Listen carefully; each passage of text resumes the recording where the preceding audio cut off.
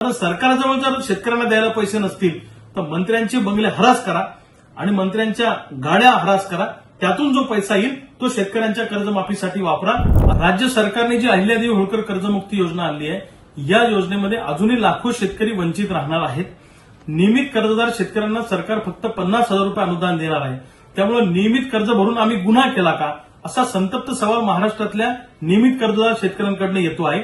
म्हणून या शेतकऱ्यांना 2 लाख रुपये अनुदान दिलं पाहिजे अशी आमची मागणी आहे. दुसऱ्या बाजूला 2019च्या अगोदर ज्या काही कर्जमाफी योजना आल्या याच्यातनं अजूनही लाखो शेतकरी वंचित आहेत. त्याही शेतकऱ्यांचा समावेश या कर्जमुक्ती योजनेमध्ये केला पाहिजे अशी आमची मागणी आहे. आयटीआर भरणारे शेतकरी श्रीमंत नसतात. इतर लोन मिळण्यासाठी ते टेक्निकली आयटीआर भरत असतात.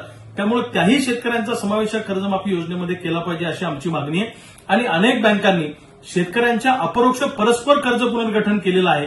या पुनर्गठित शेतकऱ्यांचाही समावेश या कर्जमाफीमध्ये करा अशी आमची मागणी आहे. रूपांतरित ज्यांचं कर्ज झालेलं आहे त्यांचाही समावेश या कर्जमाफीमध्ये करा.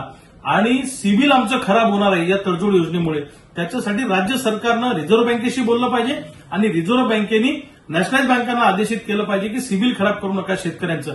या मागण्या घेऊन सातत्यानं अनेक दिवसांपासून आम्ही लढाई करतो आहे. राज्याचा दौरा आमचा झालेला आहे. सरकारनं जर का आठवडाभरामध्ये हा निर्णय घेतला नाही तर येणाऱ्या 27 ऑगस्टला सकाळी 10 वाजता आम्ही मुंबईच्या मंत्रालयासमोर मंत्र्यांचे बंगले जप्त करणार आहोत, त्यांची हराशी करणार आहोत. मंत्र्यांचे वाहनं सुद्धा आम्ही जप्त करून त्याची प्रतिकात्मक हराशी करणार आहोत. कारण सरकारजवळ जर शेतकऱ्यांना द्यायला पैसे नसतील तर मंत्र्यांचे बंगले हरास करा आणि मंत्र्यांच्या गाड्या हरास करा. त्यातून जो पैसा येईल तो शेतकऱ्यांच्या कर्जमाफीसाठी वापरा असं आमचं म्हणणं आहे. एक हराशी करणारं प्रतिकात्मक आंदोलन आम्ही मंत्रालयासमोर करणार आहोत. मंत्र्यांचे बंगले जप्त करणं, मंत्र्यांच्या गाड्या जप्त करणं हे आंदोलन 27 ऑगस्टला मुंबईला होईल. तमाम शेतकऱ्यांनी मुंबईला उपस्थित राहावं.